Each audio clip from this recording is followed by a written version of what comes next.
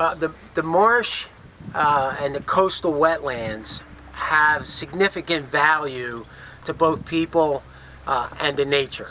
So this is the estuary where a lot of things are born in the marine ecosystem and then go on from here to be a bigger part of it. So this is the nursery where things are born, but there's also significant ecosystem services that the marsh creates in terms of flood mitigation, slowing waves, wave power down, and holding water. So it's important that the tidal wetlands and the coastal marsh stay around forever to help us into the future, especially as sea level is rising.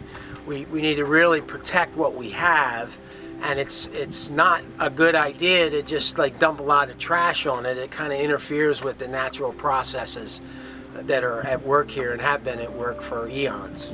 This year we've seen an increase in trash and debris out on the marsh, and while certain levels of it are there year by year, it seems that it's increasing in the amount that we're seeing. And I think that it has to do with, among other things, that sea level is rising, properties are getting flooded, and debris that's sitting around that people's cast off things are beginning to float away, and they're accumulating out on the marsh. And that's a concern that my organization has, and we're going to be waging a campaign to try to clean it up and educate people to be better stewards of their property on the banks of the river.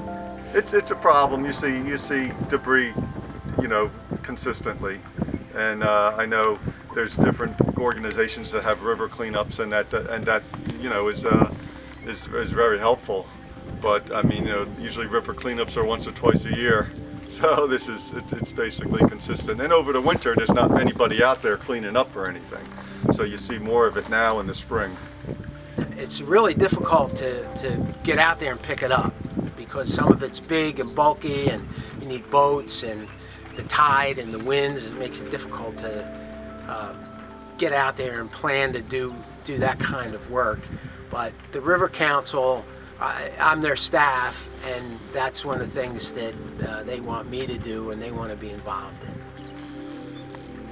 Waterway cleanups are more difficult because you got to get out there and the weather and the tide, so it makes it harder to do.